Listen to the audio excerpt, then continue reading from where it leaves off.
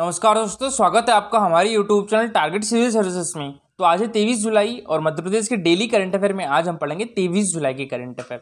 दोस्तों लेक्चर ध्यान से देखिएगा और जिसने भी लाइक नहीं किया है वीडियो को तो दोस्तों लाइक और शेयर जरूर कर दीजिए और अगर आप इस चैनल पर नए हो तो सब्सक्राइब भी कर लीजिए। तो चलिए सबसे पहले हम डेज देख लेते हैं। 1 जुलाई को हमने मनाया था नेशनल डॉक्टर्स डे, राष्ट्रीय डॉग दिवस और चार्टेड अकाउंटेंट डे।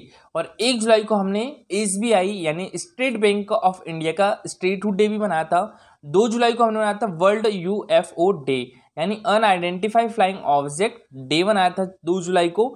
और 4 जुलाई को USA का स्वतंत्रता दिवस मनाया जाता है और 6 जुलाई को वर्ल्ड जूनोसिस डे मनाया जाता है। 11 जुलाई को विश्व जनसंख्या दिवस मनाया जाता है और 12 जुलाई को विश्व मलाला दिवस मनाया जाता है। 18 जुलाई को अंतर्राष्ट्रीय नेल्सन मंडेला डे मनाया जाता है और 20 जुलाई को मनाया जाता है इंटरनेशनल चेस डे और 22 जुलाई को क्या मनाया जाता है नेशनल फ्लैग एडॉप्शन डे। तो आज है 23 जुलाई और आज भारत माँ के वीर सपूत और महान क्रांतिकारी चंद्रशेखर आजाद की जयंती है। दोस्तों चंद्रशेखर आजाद ने कसम खाई थी कि वो कभी भी अंग्रेज हुकूमत के आगे नहीं झुकेंगे और उन्होंने 2 लाइनें भी लिखी थी जिसमें उन्होंने आज़ादी की लहर फूंक दी थी। और ये लाइनें क्या थी? तो दुश्मन की गोलियों का हम सामना करेंगे, आज़ाद ही रहे हैं और आज़ाद ही रहेंगे। वह अपने जीवन का केवल एक ही मकसद मानते थे और वो क्या थी? आज़ादी। इसी कारण दोस्तों उन्होंने अपना नाम चंद्रशेखर तिवारी से चेंज करके क्या रख दिया था? चंद्रशेखर आज़ाद। दोस्तों इनका जन्म कहाँ पर हुआ था? तो देखिए तत्कालीन झाबुआ जिले के भावरा नामक गांव में हुआ था। वर्तमान में भावरा गांव किस डिस्ट्रिक्ट में आता है? तो ये आता है अलीराजपुर डिस्ट्रिक्ट में। अलीराजपुर डिस्ट्रिक्ट कब बना था? तो ये बना था 2008 में। किस डिस्ट्रिक्ट से अलग होकर बना था? तो झाबुआ डिस्ट्रिक्ट से अलग होकर बना था। और अभी भावरा जो गांव है वो किस डिस्ट्रिक्ट में आता है? तो अलीराजपुर डिस्ट्रिक्ट में आता है। ठीक है। इनका जन्म 23 जुलाई 1906 को हुआ था। ये वीर गति को कब प्राप्त हुए थे? 27 फरवरी 1931। मात्र 24 साल की उम्र में ये वीर गति को प्राप्त हो गए थे। MPPSC 2017 में एक क्वेश्चन भी पूछा था, चंद्रशेखर आजाद का जन्म मध्य प्रदेश के किस जिले में हुआ था? पिताजी का नाम क्या था? पंडित सीताराम तिवारी। जबकि इनकी माताजी का नाम क्या था? जगरानी देवी। और इलाहाबाद के अल्फ्रेड पार्क में उनका निधन हुआ था और उस पार्क को स्वतंत्रता के बाद चंद्रशेखर आजाद पार्क रखा गया।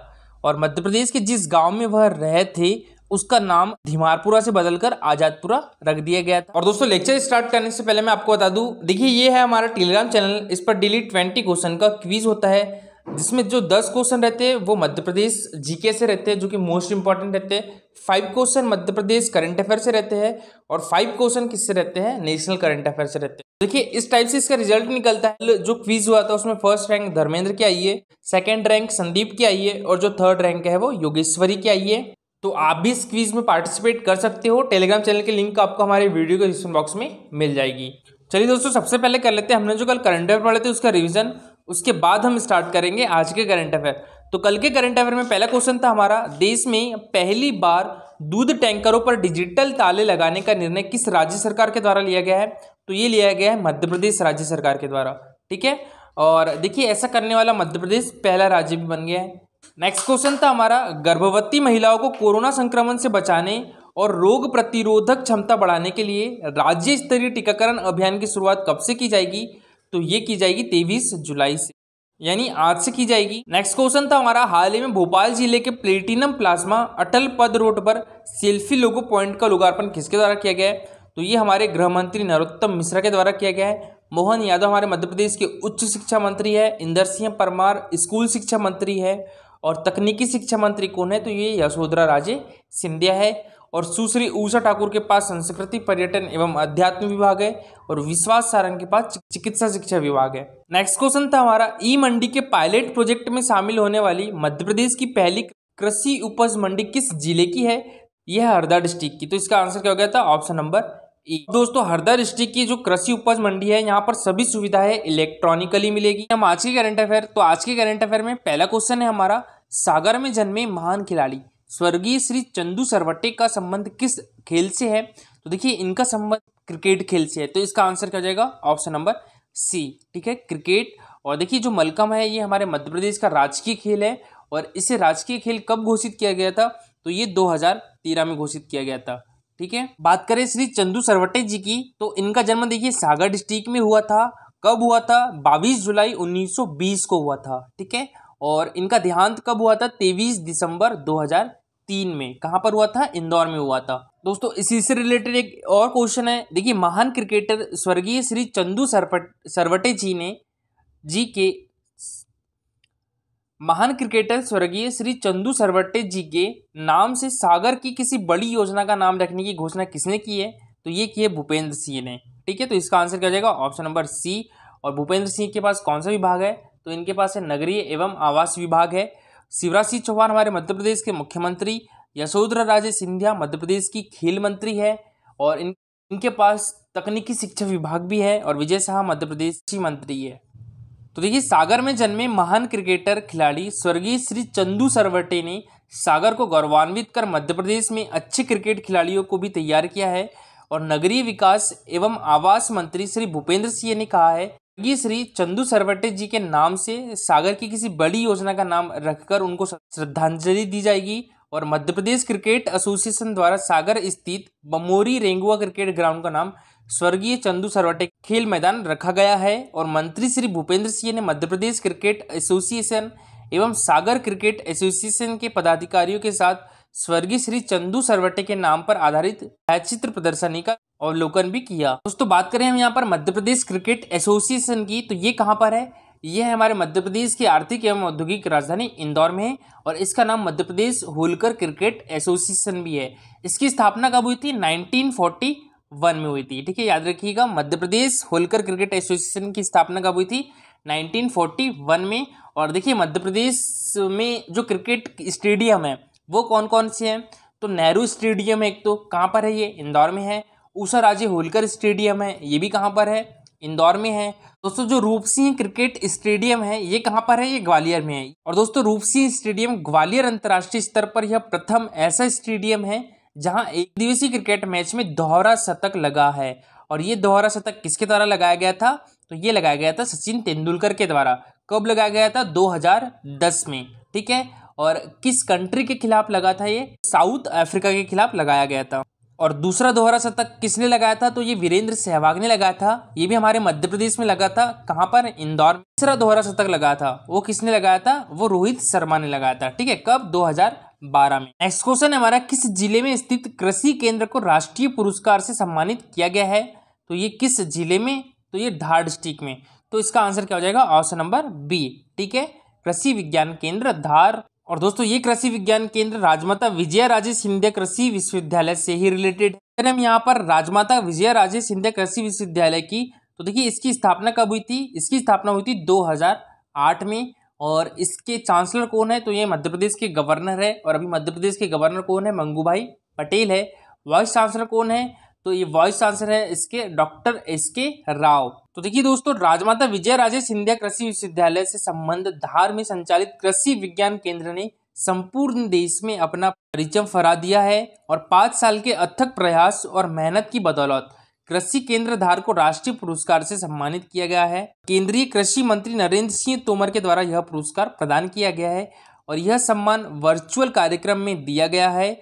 और इसके लिए पूरे देश में स्थित कृषि केंद्रों द्वारा 5 साल में कृषि के क्षेत्र में किए गए कार्यों के आधार पर आकलन किया गया था, जिसमें पाया गया है कि धार केंद्र ने पिछले 5 साल में आदिवासी तथा अन्य वर्गों के कृषकों के बीच महत्वपूर्ण तकनीकी जैसे बहुमंजिला खेती, उच्च तकनीकी उद्यान, फसल विविधीकरण, कड़कनाथ मुर्गी व बकरा पालन, एकीकृत कृषि प्रणाली, केचुआ खाद्य प्रदर्शन इकाई, जैविक खेती, कृषि अवशिष्ट प्रबंधन, कृषि में नवाचार, महिला सशक्तिकरण, उन्नत किस्मों के प्रचार प्रसार, मछली पालन व मेड़ नाली पद्धति के माध्यम से किसान की आय व उत्पादन वृद्धि के साथ साथ उच्च गुणवत्ता युक्त बीज तैयार कर देश व देश के अन्य राज्यों को उपलब्ध कराने जैसे उल्लेखनीय कार्य है। देश के 722 केंद्रों में धार को यह स्थान मिला है। नेक्स्ट क्वेश्चन है हमारा, हाल ही में नाबार्ड द्वारा प्रकाशित पुस्तक मैग्निफिसेंट मार्वेल्स तथा नाबार्ड इन मध्य प्रदेश का विमोचन किसने किया है? तो ये किया है शिवराज सिंह चौहान के द्वारा। तो इसका आंसर क्या हो जाएगा? Option number A. ठीक है, शिवराज सिंह चौहान।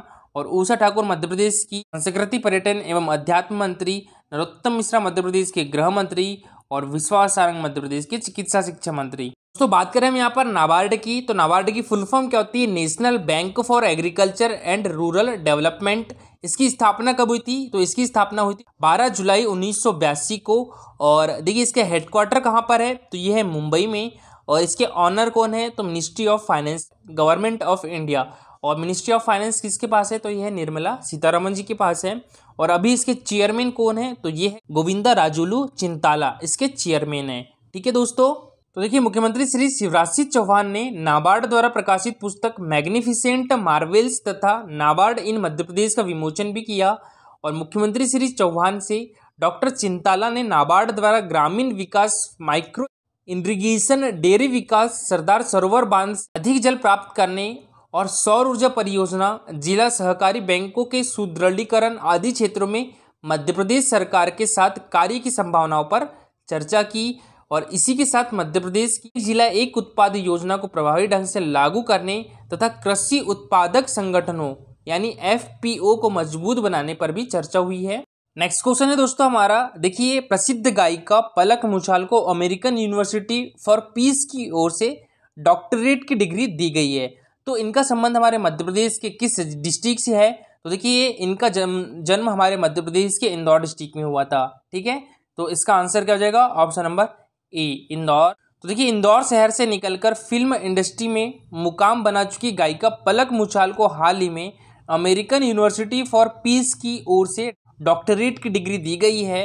और पलक को यह उपाधि ग्लोबल पीस के लिए दी गई है। और डॉक्टर पलक मुछाल 2200 से ज़्यादा बच्चों की हार्ट सर्जरी करा चुकी है। और देखिए पलक दिल की बीमारी से पीड़ित बच्चों को जीवन दान देने के लिए भी जानी जाती है। और देखिए वो स्टेज शो गाने की कमाई का एक हिस्सा दिल की बीमारी से जूझ रहे बच्चों के लिए जाता है। और पिछले साल के आंकड़ों के मुताबिक पलक ने अब तक 2200 सर्जरी कराने में अपना योगदान दिया है। और दोस्तों कल का हमारा क्वेश्चन, भारत सरकार का कौन सा मंत्रालय भारत की विदेश व्यापार नीति से संबंधित है? तो ये कौन सा मंत्रालय? वाणिज्य एवं उद्योग मंत्रालय। तो इसका आंसर क्या हो जाएगा? Option number C. और इसके मंत्री कौन है? तो इसके मंत्री है पीयूष गोयल। रक्षा मंत्रालय किसके पास है? तो ये है राजनाथ सिंह जी के पास है। और विदेश मंत्रालय किसके पास है? तो ये श्री एस जयशंकर जी के पास है। और गृह मंत्रालय किसके पास है?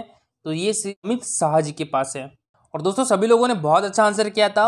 और आज का जो सबसे अच्छा आंसर किया है वो किया है मेहरबान सिंह ने। तो इन्होंने बहुत अच्छा आंसर किया है। और आज के लिए आपका क्वेश्चन है, बेड़ाघाट पर कौन सा जलप्रपात स्थित है? धुआंधार, दुग्धधारा, कपिल धारा या चचाई जलप्रपात? ये MPPSC 2016 में पूछा भी जा चुका है।